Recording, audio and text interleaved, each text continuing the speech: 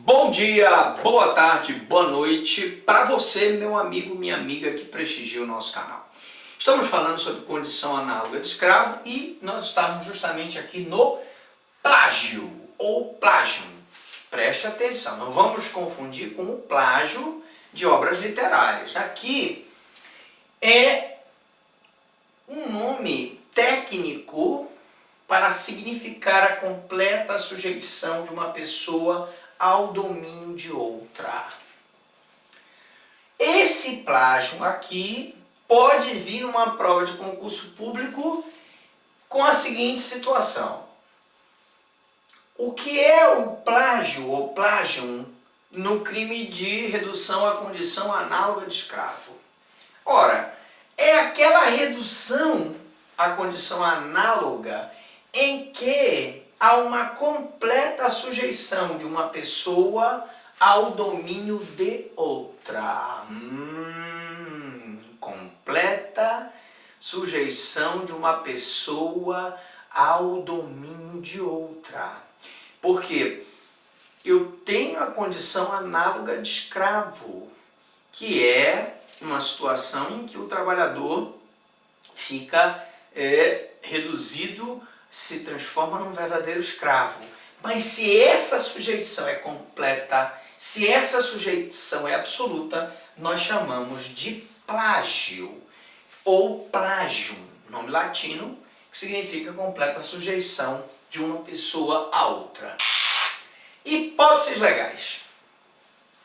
Bom, nessas hipóteses legais, nós temos que fazer aqui a seguinte pergunta. Quais são as hipóteses legais em que caracteriza a redução à condição análoga de escravo? Submeter a pessoa a trabalhos forçados ou a jornada exaustiva. Trabalhos forçados, nós já demos exemplo do corte de cana, a pessoa que trabalha na extração de pedras, né? Uma mina, minas de extração de ouro, de prata, de cobre, de bauxita, né? Quando esse trabalho é feito manualmente, é um trabalho muito penoso, porque é um trabalho que requer o uso de muita força física, e se ele é forçado, ele vai caracterizar a condição análoga de escravo, né? Jornada exaustiva. E aí eu lembro a você, meu amigo, minha amiga, o exemplo que nós temos é o exemplo da Revolução Industrial, né? A Inglaterra, logo nos primórdios da Revolução Industrial, se caracterizava por pessoas que trabalhavam em indústrias e que tinham uma jornada exaustiva. Trabalhavam mais de 12 horas por dia. E isso aí é totalmente contra a natureza humana. O trabalho, ele enobrece o homem, mas uma jornada exaustiva é totalmente prejudicial à saúde do ser humano. Sujeitando a vítima a condições degradantes de trabalho. O que são condições degradantes? Imagine, por exemplo, a vítima que é obrigada a trabalhar sem a vestimenta devida, sem os instrumentos de proteção, em condições humilhantes. Tudo isso pode caracterizar condições degradantes de trabalho. Restringido por qualquer meia locomoção do ofendido em razão da dívida contraída com o empregador preposto. Nós já falamos dessa hipótese em que o cidadão é contratado, aquele grupo de trabalhadores num estado, vem com o transporte normalmente transportado em pau de araras, que são aqueles caminhões sem a mínima segurança, e quando chegam no local onde eles vão trabalhar, já vem devendo. E na hora que ele chega lá, ele quer comer, vai pagar, não tem dinheiro, coloca na conta dele. Ele não tem onde se hospedar, vai dormir na hospedaria daquele estabelecimento, coloca na conta dele. Quando ele vê em razão da dívida, ele está impedido de se deslocar da fazenda. Quando não, pega-se o documento dele para que ele, então, de posse daquele documento, ele impeça que o seu empregado possa sair da fazenda. Está com a carteira de trabalho, está com o cartão cidadão, às vezes o cidadão tem um benefício para receber, está com a certidão dos filhos do cidadão, está com o CPF, com a identidade, e isso tudo aí é ilegal. Bom, nós falamos aqui da consumação. Vamos falar agora da consumação. A pergunta é, professor Franklin, quando é que o cidadão ele está consumado a redução à condição análoga de escravo? Bom, vai consumar quando o sujeito ativo reduz a condição análoga de escravo por meio de uma ou mais dessas condutas que nós acabamos de explicar para vocês, acima descritas.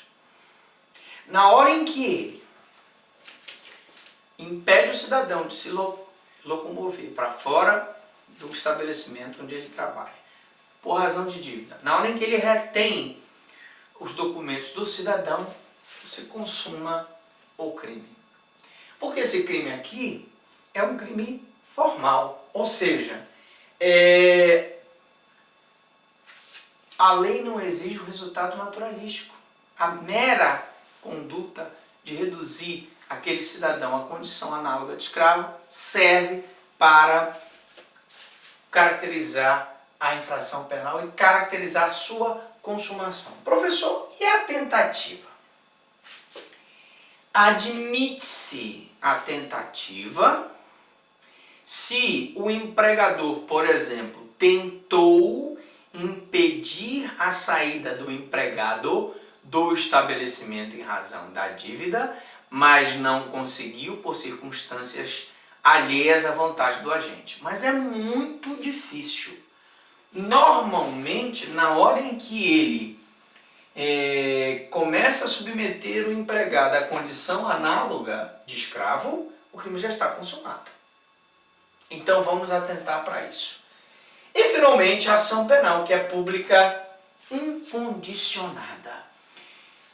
Fazendeiro pego praticando crime de redução à condição análoga de escravo, ele será autuado em flagrante delito, os autos serão remetidos e o Ministério Público poderá, o promotor de justiça, poderá, ou o procurador da República, dependendo da situação, se for crime da esfera estadual, promotor de justiça. Se for da esfera federal, procurador da República, desde que haja interesse da União. E aí não vale o interesse moral da União, né? Não vale dizer que é porque o fundo tem dinheiro da União. Não vale também dizer porque a União indiretamente é responsável por aquela prestação de serviço. Não. É preciso que haja um interesse verdadeiro, verossímil da União para deslocar a condição análoga de escravo para a Justiça Federal.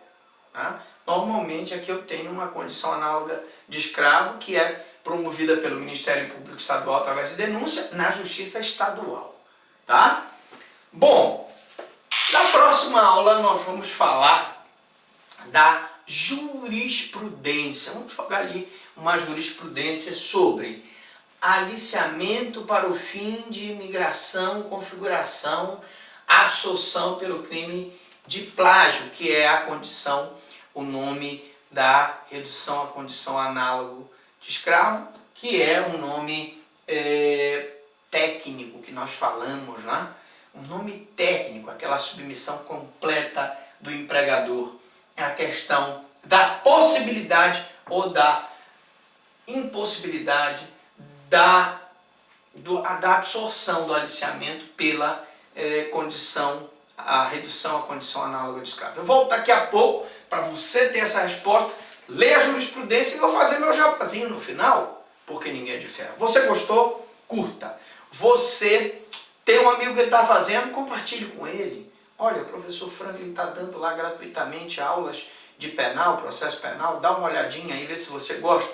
E você quer ter acesso a mais de 1000 videoaulas, assista aqui com a gente no canal do professor Franklin no YouTube. Procure lá, Franklin Lobato, eu vou aparecer naquela foto bonito, com aquele sorriso largo, né? Com aquele pessoal que diz que é Photoshop. Não, não é Photoshop, gente. Não é Photoshop. Ali é uma foto que foi tirada, minha e tal, eu estava um pouquinho mais novo, mas o que vale é que você tem aqui nesse canal a possibilidade de ter sucesso na sua vida. É isso que a gente quer distribuir com você o conhecimento. Um grande abraço, eu volto daqui a pouco com a jurisprudência.